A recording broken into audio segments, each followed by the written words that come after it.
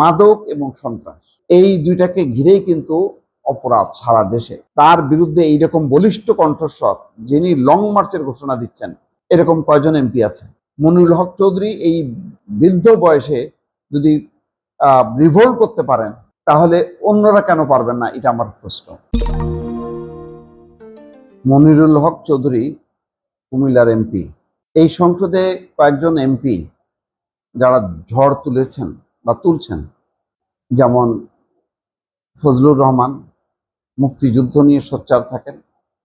মনিরুল হক চৌধুরীও তেমনটাই, এবং শুধু তাই না, তিনি সড়ক দুর্ঘটনা, নিরাপত্তা এবং মাদকের বিরুদ্ধে তার যে কঠিন অবস্থান তিনি ঘোষণা করছেন, এইরকম এমপি বিএনপির অন্তত 50 জন যদি সক্রিয় থাকেন, তাহলে দেশের মাদকতা, জনসেবা, নিরাপত্তা এটা অন্যরকম হবে। আমি বারবার বলি, তারেক রহমান তো আলো ছড়াচ্ছেন একাই, কিন্তু সেই আলোয় আলোকিত কতজন হচ্ছেন মানে সহকর্মীদের মধ্যে, এটা এটা নিয়ে কিন্তু অনেকেই কথা বলছেন যে না, ম্যাচ করছে না। কিন্তু তার বাইরে সিনিয়র সদস্যদের মধ্যে অ্যাডভোকেট ফজলুর রহমান কিশোরগঞ্জের, আর এই যে কুমিল্লার মনিরুল হক চৌধুরী, তাদের বক্তব্য, তাদের ডেডিকেশন, কমিটমেন্টের কথাগুলি খেয়াল করেন। আজকে দেখেন তিনি বলছেন স্কুল ছাত্র গুলি খাবে, তারপরও আপনি ওসি থাকবেন, এটা ঠিক না। কত বড় কথা। তারপরে শিরোনামটা দেখছি যে সরকার ব্যবস্থা না নিলে পদত্যাগ করার হুঁশিয়ারি এমপি মনিরুলের। কুমিল্লার গোলাবাড়ি এলাকায় মাদক এবং সন্ত্রাস দমনে প্রশাসনের কঠোর পদক্ষেপের দাবি জানিয়ে লং মার্চের হুঁশিয়ারি দিয়েছেন কুমিল্লা 6 আসনের এমপি মনিরুল হক চৌধুরী। তিনি বলেন, প্রশাসন যদি ব্যবস্থা নিতে ব্যর্থ হয়, তাহলে তিনি নিজেই জনগণকে সঙ্গে নিয়ে কর্মসূচি দেবেন। এমনকি সরকার কার্যকর ব্যবস্থা নিলে এমপি পদ থেকে পদত্যাগ করার কথা বলেন মনিরুল।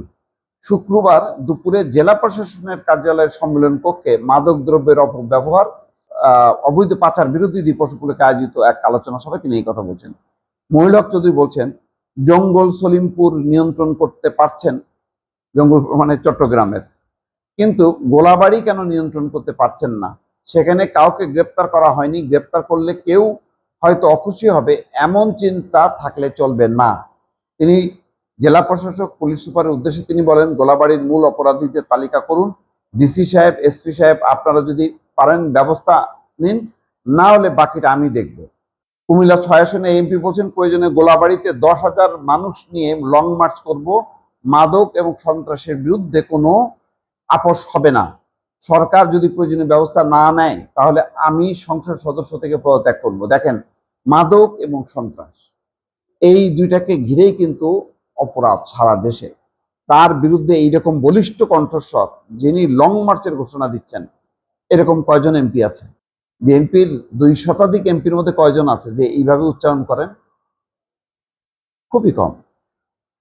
1-2 জন মন্ত্রীর তৎপরতা দেখা যায় এই যে ডেঙ্গু নিয়ন্ত্রণে বা অন্যান্য মশক নিয়ন্ত্রণে। বাকিদের তো খুব একটা তো নড়াচড়া দেখা যায় না, আওয়াজ নাই। কেন আওয়াজ নেই? সুতরাং এমপি মনিরুল হক চৌধুরী, তার যে কমিটমেন্ট, এই বয়সে এসে এইরকম প্রচুর তরুণ এমপি আছে বিএনপিতে, তাদের কিন্তু এরকম আওয়াজ শোনা যাচ্ছে না, এবং তাদেরকে একযোগে জ্বলে উঠতে হবে।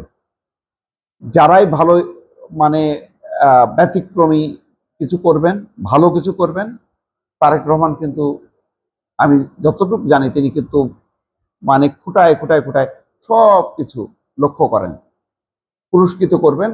এবং খুব দ্রুত গতিতে এই বর্তমানে যে মাদক সন্ত্রাস, তাকে কেন্দ্র করে আইন শৃঙ্খলা পরিস্থিতির অবনতি, এই পুরো পরিস্থিতির পরিবর্তন ঘটবে যদি রিভোল্ট করে। মনিরুল হক চৌধুরী এই মানে বৃদ্ধ বয়সে যদি রিভোল্ট করতে পারেন, তাহলে অন্যরা কেন পারবেন না? এটা আমার প্রশ্ন। এখন জরুরি, সরকারকে টিকে থাকতে গেলে, মানুষকে বাঁচাতে গেলে মনিরুল হক চৌধুরীর মতন বিদ্রোহ করতে হবে এবং কমিটমেন্ট নিয়ে নামতে হবে। নিশ্চয়ই প্রধানমন্ত্রী তাদের বিপক্ষে থাকবেন না, বরং সমর্থন দেবেন। কিন্তু এই কমিটমেন্টটা তো থাকতে হবে প্রত্যেক এমপির।